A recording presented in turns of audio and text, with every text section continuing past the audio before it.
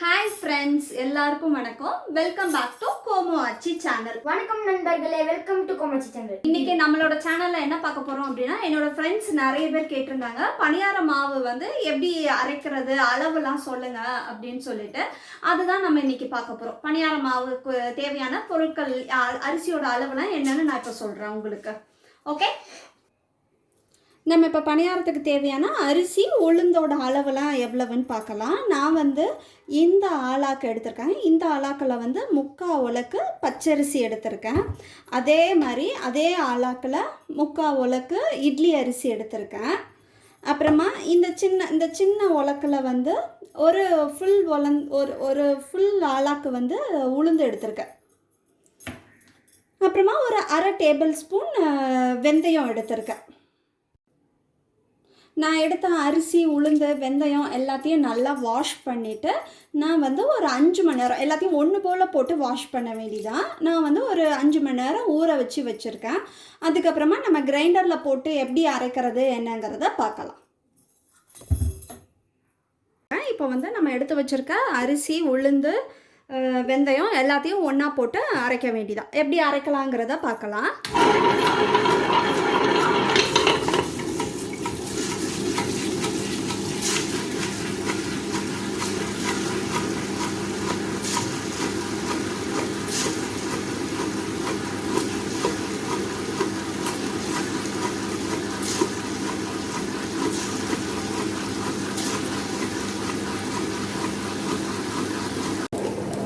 நம்ம ஊற வச்சுருக்க அரிசி, உளுந்து அந்த தண்ணியை கொஞ்சம் வடிகட்டி எடுத்துட்டு நம்ம இப்போ கிரைண்டரில் போட்டு எல்லாத்தையும் போட்டு அரைச்சிட்ருக்கு. இப்போ கிரைண்டர் வந்து அந்த தண்ணியை வந்து கீழே ஊற்றிடாதீங்க. அந்த தண்ணி கொஞ்சமாக ஆட் பண்ணி தான் நம்ம வந்து இந்த மாவை வந்து நல்லா நைஸாக அரைக்க போகிறோம். நல்லா நைஸாக அரைச்சா தான் பணியாரம் வந்து நல்லா சாஃப்டாக நல்லா உப்பி நல்லாவே வரும் பணியாரம். இப்போ அரைச்சி முடிச்சதுக்கப்புறம் நான் அந்த மாவு எப்படி இருக்குது அப்படிங்கிறத காமிக்கிறேன் உங்களுக்கு. அப்பப்போ கொஞ்சம் இந்த உளுந்தெல்லாம் சைடில் போச்சுன்னா இந்த மாதிரி தள்ளி விட்டுக்கோங்க. அப்போ தான் எல்லா பக்கமும் நல்லா அரைப்படும் நமக்கு. ரொம்ப தண்ணி வந்து அரைக்கும் போது ரொம்ப தண்ணி ஊற்றிடாதீங்க. கொஞ்சம் கொஞ்சமாக தண்ணி ஊற்றி நம்ம அரைக்க வேண்டியதான்.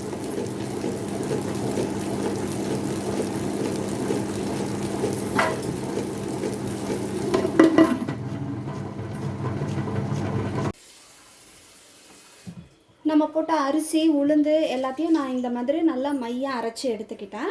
அவ்வளோதான். இப்போ மாவை வலிக்க வேண்டியதான்.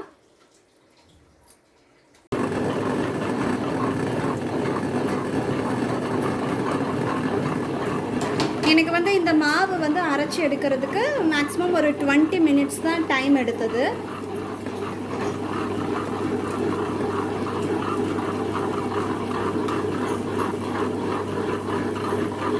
நல்லா மையாக அரைச்சி எடுத்துக்கிட்டேன் பாருங்கள்.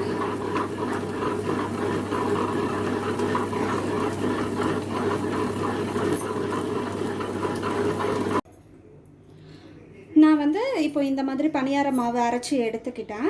இப்போ இதுக்கு இந்த மாவுக்கு தேவையான அளவு உப்பு போட போகிறேன். நான் இப்போ கொஞ்சமாக தான் உப்பு வந்து ஆட் பண்ண போகிறேன். ஏன்னா நான் இந்த மாவையே வந்து கொஞ்சம் வந்து ஸ்வீட் பணியாரத்துக்கும் தனியாக எடுத்து வைக்க போகிறேன், கார பணியாரத்துக்கும் தனியாக எடுத்து வைக்க போகிறேன். அதனால இப்போ கொஞ்சமாக உப்பு ஆட் பண்ணிவிட்டு மீதி வந்து நாளைக்கு காலையில் பார்த்துட்டு போட்டுக்கலாம் உப்பு. இப்போ இது வந்து ஒரு 8 மணி நேரம் அப்படி மாவு வந்து வெளியவே தான் இருக்கணும். அப்போ தான் மாவு வந்து நல்லா புளிக்கும் நமக்கு. காலையில் ஓப்பன் பண்ணி பார்த்தா நம்ம உளுந்துலாம் போட்டு அரைச்சிருக்கனால மாவு வந்து நல்லா பொங்கி நல்லாவே வந்திருக்கும். அவ்வளோதான். இதான் பணியார மாவு. இந்த மாதிரி நல்லா நைஸாக அரைச்சிக்கோங்க. காலையில் நம்ம வந்து ஒரு 8 ஹவர்ஸ் கழித்து நம்ம ஓப்பன் பண்ணி பார்க்கலாம் நம்மளோட பணியார மாவு வந்து எவ்வளோ உப்பி எப்படி வந்திருக்கு என்னென்னு. மாவு அரைச்சி வச்சு நமக்கு வந்து 8 மணி நேரம் ஆயிடுச்சு. நம்மளோட பணியார மாவு வந்து இப்போ எந்த அளவுக்கு பொங்கி வந்திருக்கு அப்படின்னு பார்க்கலாம். வாவ், சூப்பர், நல்லா பொங்கியிருக்கு பாருங்கள். இது நல்லா ஒரு அடி அடிச்சிட்டு நம்ம வந்து இதில் கொஞ்சம் ஸ்வீட் பணியாரத்துக்கும் கொஞ்சம் கார பணியாரத்துக்கும் பிரித்து வைக்க போகிறோம். இப்போ நம்ம வீட்டில் வந்து தேவா குட்டி மட்டும்தான் ஸ்வீட் பணியாரம் சாப்பிடுவார். அதனால கொஞ்சமாக தான் நான் இப்போ ஸ்வீட் பணியாரத்துக்கு மாவு எடுக்க போகிறேன். மீதியெல்லாம் கார பணியாரத்துக்கு தான் ஊற்ற போகிறேன். அது எப்படிங்கிறத அடுத்து பார்க்கலாம். நான் வந்து இப்போ ஸ்வீட் பணியாரத்துக்கு மாவு எடுத்து வச்சுட்டேன். அதுக்கு தேவையான ஸ்வீட் பணியாரத்துக்கு தேவையான பொருட்கள் என்னென்னங்கிறதெல்லாம் பார்க்கலாம். கொஞ்சமாக வந்து ஏலக்காய் பவுடரு, அப்புறமா கொஞ்சம் துருவின தேங்காய். என்னோடய வெல்லம் வந்து நல்லா சுத்தமாக இருக்கிறதுனால நான் வந்து இது வந்து அப்படியே வெல்லத்தை வந்து துருவி அப்படியே போடுற மாவில் கலக்கிறேன். நீங்கள் எப்படி என்னன்னு பார்த்துக்கோங்க, உங்களோட வெல்லம் எப்படி என்னன்னு. சப்போஸ் இதாக இருந்ததுன்னா ஃபில்டர் பண்ணி கூட போட்டுக்கலாம் வெல்லத்தை. ஆனால் ரொம்ப தண்ணி ஆட் பண்ணிடாதீங்க. இந்த மாவுக்கு தேவையான அளவு ஸ்வீட்.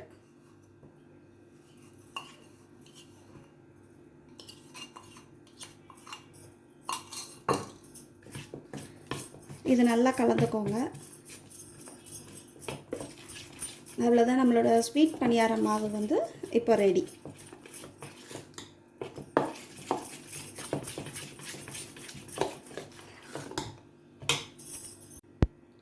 இப்போ கார பணியாரத்துக்கு தேவையான பொருட்கள் என்னென்னு பார்த்துடலாம். நான் வந்து 2 பெரிய வெங்காயத்தை இந்த மாதிரி குறுக அரிஞ்சு வச்சுருக்கேன். அதை வந்து இப்போ இந்த மாவோடு கலக்கிற போகிறேன்.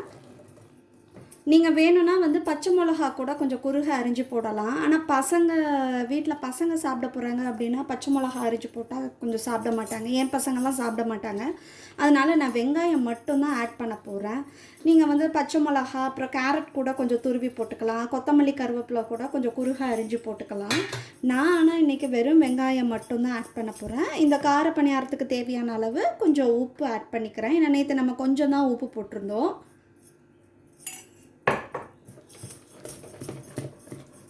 இது நல்லா மிக்ஸ் பண்ணி விட்டுட்டு அவ்வளோதான். இப்போ பணியார சட்டியில் நம்ம வந்து பணியாரத்தை ஊற்ற வேண்டியதான். அது எப்படி நான் ஊற்றி காமிக்கிறேன். இதுக்கு சைட் டிஷ் வந்து தக்காளி சட்னி இல்லை தேங்காய் சட்னி கூட வச்சா நல்லாயிருக்கும்.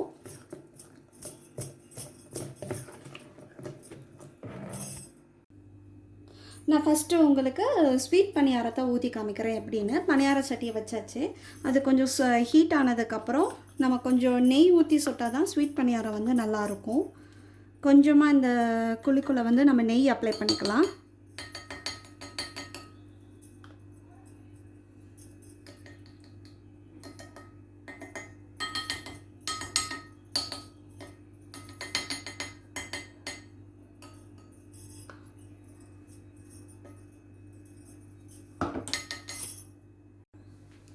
நம்ம ஊற்றின நெய் வந்து கொஞ்சம் ஹீட் ஆனதுக்கப்புறம் நம்ம இந்த ஸ்வீட் பணியார மாவை வந்து இந்த பணியார குழிக்குள்ளே ஊற்ற வேண்டியதான்.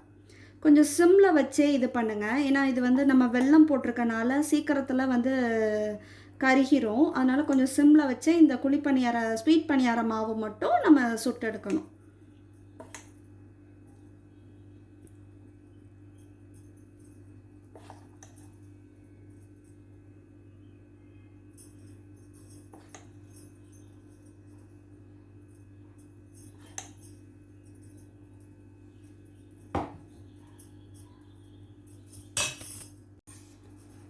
இந்த மாதிரி ஒரு மூடி போட்டு வேக வச்சுட்டா நமக்கு வந்து சீக்கிரம் வெந்துடும். அதனால தான் இப்படி மூடி போட்டு மூடி வச்சுக்கோங்க. அடுத்து நம்மளோட பணியாரம் வெந்துட்டா என்னன்னு பார்க்கலாம். இந்த மாதிரி ஒரு கிண்ணத்தில் வந்து தண்ணி ஊற்றி வச்சுட்டு ஒரு ஸ்பூன் எடுத்துக்கோங்க. இந்த ஸ்பூன் வச்சு கொஞ்சம் வந்து இப்படி திருப்பி பாருங்கள், திருப்ப முடியுதா என்னென்னு. திருப்ப முடிஞ்சது அப்படின்னா திருப்பி போட்டுட்டு எல்லா பக்கமும் திருப்பி போட்டுற வேண்டியதான். நமக்கு அடியில் நல்லா வெந்துட்டு இப்போது மேலே மட்டும்தான் கொஞ்சம் இதாகணும்.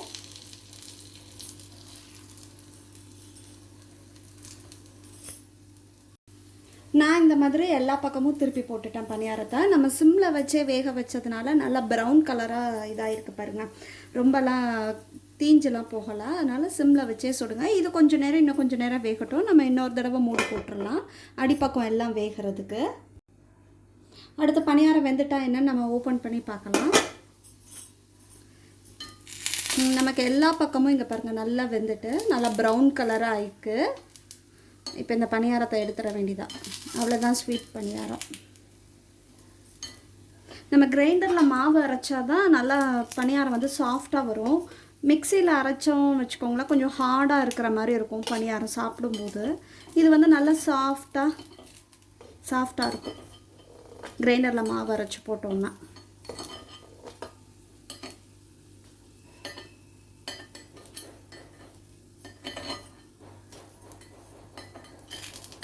நம்ம இதிலே இப்போ இந்த குழியிலே அடுத்து எண்ணெயை ஊற்றி கார பணியாரம் ஊற்ற வேண்டியதான்.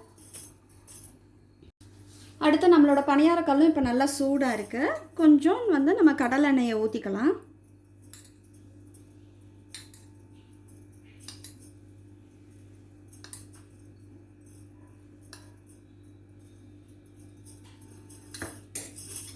அடுத்து நம்ம ரெடி பண்ணி வச்சுருக்க இந்த கார பணியார மாவை இந்த குழிக்குள்ளே ஊற்ற வேண்டியதான்.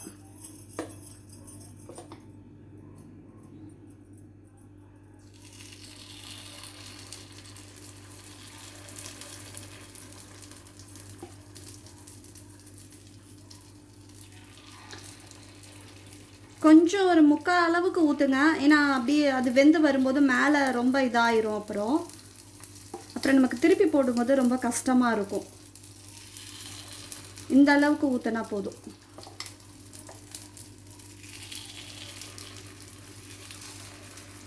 அதே மாதிரி இதையும் மூடி போட்டு வேக வச்சு பார்ப்போம். அடுத்து நம்மளோட கார பணியாரமும் எப்படி வந்திருக்கு என்னன்னு பார்க்கலாம்.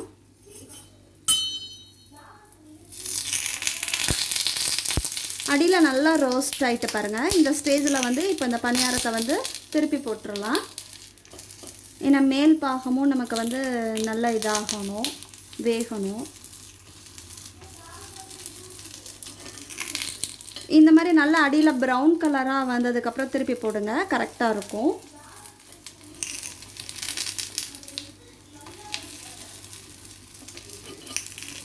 இந்த மாதிரி நல்லா ரோஸ்ட்டாக சுட்டு கொடுத்தீங்க அப்படின்னா நம்ம பசங்கள்லாம் வந்து விரும்பி சாப்பிடுவாங்க இந்த பணியாரத்தை.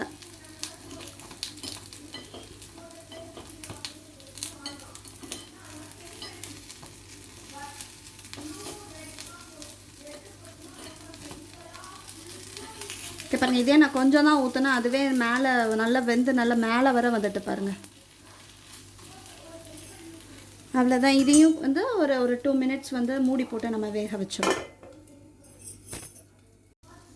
அவ்வளோதான். நம்மளோட கார பணியாரமும் இப்போ நல்லா வெந்துட்டு பார்க்கலாம் எப்படி என்னன்னு பாருங்கள். அடியிலே நல்லா ப்ரௌன் கலராக இருக்குது பாருங்கள். இதையும் நம்ம வந்து இப்போ எடுத்துடலாம்.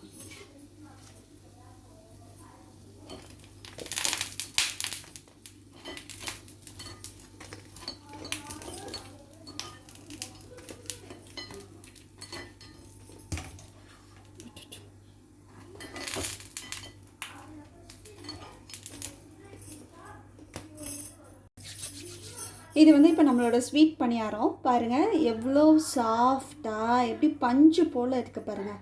உள்ளேயும் நல்லா வெந்திருக்கு பாருங்கள். சூப்பராக இருக்குது நம்மளோட ஸ்வீட் பணியாரம். சாப்பிட்டு பார்க்கலாம் எப்படி இருக்குது என்னென்னு. செம நல்லாவே இருக்கும் நம்மளோட ஸ்வீட் பணியாரம். அடுத்து கார பணியாரம் எப்படி இருக்குன்னு பார்க்கலாம் நம்ம.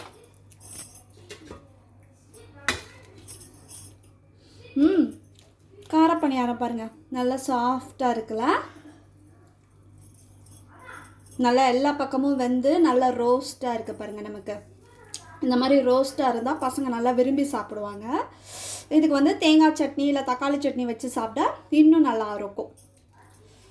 நான் வந்து தேங்காய் சட்னி அடுத்து எப்படி செய்கிறது என்னங்கிறத காமிக்கிறேன். தேங்காய் சட்னிக்கு வந்து கொஞ்சம் தேங்காய், ஒரு பச்சை மிளகா எடுத்திருக்கேன். நான் எடுத்த தேங்காய்க்கு ஒரு பச்சை மிளகா போதும் காரத்துக்கு. 1 டேபிள் ஸ்பூன் போட்டு கடலை. நான் கொஞ்சம் போல் புளியும் ஆட் பண்ணிக்குவேன். அவ்வளோதான். அடுத்து கொஞ்சம் உப்பு போட்டு நம்ம இப்போ அரைக்க வேண்டியதான்.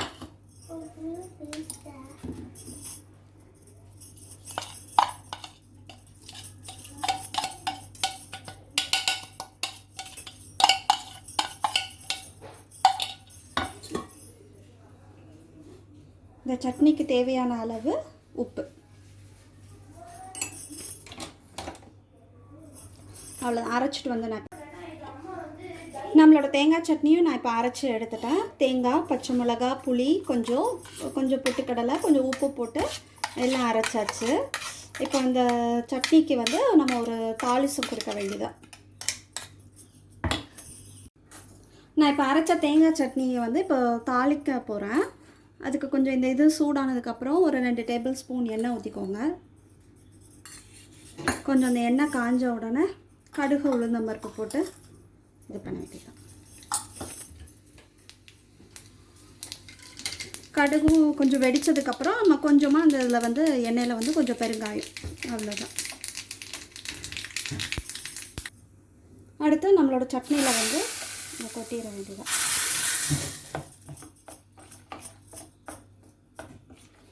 அவ்வளோதான், நம்மளோட தேங்காய் சட்னியும் ரெடி. இந்த பணியாரத்துக்கு தொட்டு சாப்பிட்றதுக்கு நல்லாவே இருக்கும். ஓகே, பணியாரம் சாப்பிட்டு பார்த்துட்டு எப்படி இருக்குன்னு சொல்கிறீங்களா 2 பேரும்? தேவா, உனக்கு பிடிச்ச ஸ்வீட் பணியாரம் அம்மா பண்ணியிருக்கேன், சாப்பிட்டு பாருங்க. புட்டு சாப்பிட்ணுண்டி தங்கம். டெலிஷியஸோ. எப்படி இருக்கு கிருஷ்ணா குட்டி? டெலிஷியஸோ. ஓ, வாய் திறந்து சொல்லுடா. ரசமிஸ். இவன் ஒருத்தன்டா ஃப்ரெஞ்சில் பேச ஆரம்பிச்சிருவான். ஏய், கேமரா முன்னாடி ஏன்டா? ஓகே, பாய். நல்லா சாப்பிடுங்க. நல்லா சாப்பிடுங்க.